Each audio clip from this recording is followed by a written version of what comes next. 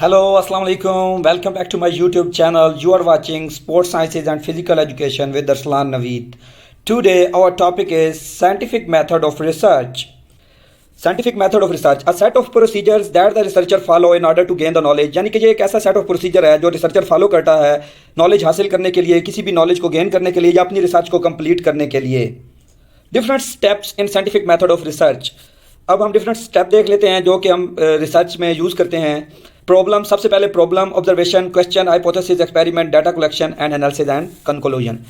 Problem, सबसे पहले problem देखा जाता है कि आखिरकार मसला क्या है. ऑब्जर्वेशन, फिर उस मसले का मुशाहिदा किया जाता है, फिर उस मुशाहिदे के ऊपर कोई सवाल उठाया जाता है, फिर सवाल के ऊपर एक मफरूज़ा बनाया जाता है और मफरूज़े को चेक करने के लिए फिर एक्सपेरिमेंट किया जाता है, तजर्बा किया जाता है, उस तजर्बे से डाटा हासिल किया जाता है, फिर उस डाटे को एनालिसिस किया जाता है और कुछ ना कुछ कंक्लूजन हमारे पास निकल आता है. मसला, प्रॉब्लम, मसला. तहकीकी अमल का आगाज़ किसी मसले से होता है, इसलिए तहकीकी तरीक़े कार में सबसे पहला मरला मसला है. कोई भी रिसर्च या कोई भी इन्वेंशन जो होती है ना, वो necessity is mother of invention इसीलिए कहा जाता है कि वो किसी इशू को सॉल्व करने के लिए, किसी प्रॉब्लम को हल करने के लिए की जाती है.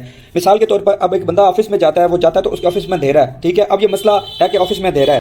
अच्छा जी, साइंटिफिक मेथड में हमारे पास दूसरा टॉपिक है ऑब्जर्वेशन, मुशाहिदा. मसला पहले जन्म लेता है तो ही हम इसका मुशाहिदा करते हैं, क्योंकि अगर मसला ही ना हो तो मुशाहिदा किस चीज़ का करेंगे, ठीक है. अब मिसाल के तौर पे हमारे पास मसला क्या था कि जी दफ्तर में अंधेरा है. अब दफ्तर में अंधेरा ही ना होता तो किस चीज़ का मुशाहिदा किया जाता. अब वो मुशाहिदा करेगा कि दफ्तर में अंधेरा क्यों है, किस वजह से है. मिसाल के तौर पर एक बंदा बीमार है तो बीमारी एक मसला है, तो हम उसको चेक करते हैं, देखते हैं, ठीक है. उसी देखना और चेक करने को ऑब्जर्वेशन कहा गया है. साइंटिफिक मेथड में थर्ड स्टेप है हमारे पास क्वेश्चन, सवाल, ठीक है. अब हमने देखा है कि एक बंदा ऑफिस में गया, ऑफिस में अंधेरा है, उसने देखा कि ऑब्जर्वेशन किया कि अंधेरा है, अंधेरा क्यों है. अब उसके जहन में एक सवाल पैदा हुआ है कि क्या बिजली बंद है इसलिए अंधेरा हुआ है, क्या बल्ब फ्यूज हो गया इसलिए अंधेरा हो गया है, क्या चौकीदार ने बल्ब रोशन नहीं किया इस वजह से अंधेरा हो गया, ठीक है.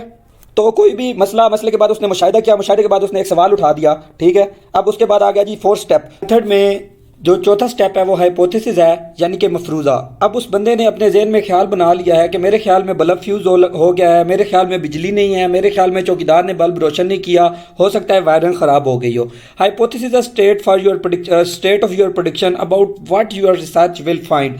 हाइपोथेसिस हमारा वो मफरूज़ा होता है जो हमारी रिसर्च ने फाइंड आउट करना होता है कि क्या हमारा मफरूज़ा जो हमने बनाया है वो ठीक है, गलत है, पॉजिटिव है, नेगेटिव है. आगे हाइपोथेसिस की टाइप भी होंगी, हम वो भी डिस्कस करेंगे, हाइपोथेसिस को भी डिस्कस करेंगे.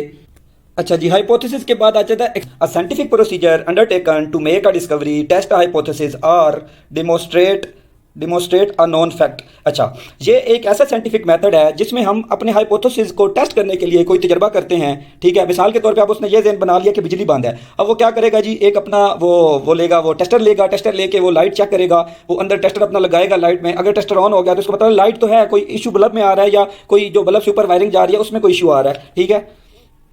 डाटा कलेक्शन, ये बहुत अहम टॉपिक होता है. यानी कि एक बंदा है, उसने अब हाइपोथेसिस भी बना लिया, एक्सपेरिमेंट भी कर लिया, अब वो डाटा कलेक्ट कर रहा है, ठीक है. डाटा कलेक्ट बहुत ज़्यादा जो है ना फोकस और बहुत ज़्यादा सोच समझ के किया जाता है, क्योंकि इसी के बेस के ऊपर हमारी रिसर्च ने किसी ना किसी तरफ लगना होता है. तो इसमें किसी किस्म की लापरवाही नहीं होती और जितना अच्छा रिसर्चर डाटा कलेक्ट करेगा इतनी अच्छी उसकी रिसर्च.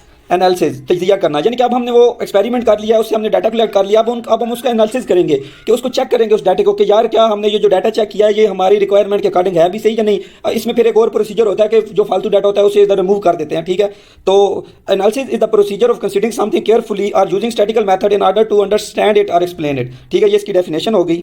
इसके बाद हमारे पास लास्ट स्टेप आता है कंक्लूजन. कंक्लूजन में जब हम सारा प्रोसीजर कर लेते हैं तो एक हम नतीजा निकाल लेते हैं कि यार मिसाल के तौर पे वायरिंग खराब थी, मिसाल के तौर पे बल्ब खराब था, ठीक है, या बिजली ही खराब थी, कोई भी हमने उसका कंक्लूजन निकाल लिया. तो ये रिसर्च के जो अहम टॉपिक थे ये मैंने आपको बता दिए हैं. इस तरीके से रिसर्च कंडक्ट की जाती है और इसमें यही मेन टॉपिक देखे जाते हैं, ठीक है. Thank you. अगर यहाँ पे एंड होता है तो अगर किसी को सवाल है तो काइंडली कॉमेंट में सवाल ज़रूर पूछा करें. लाइक करें या ना करें, सब्सक्राइब कर दें तो बहुत मेहरबानी होगी, लेकिन कॉमेंट में जो है ना अगर कोई सवाल हो तो वो ज़रूर बता दिया करेंगे और आपको समझ आ रही है या नहीं ये भी बता दिया करें.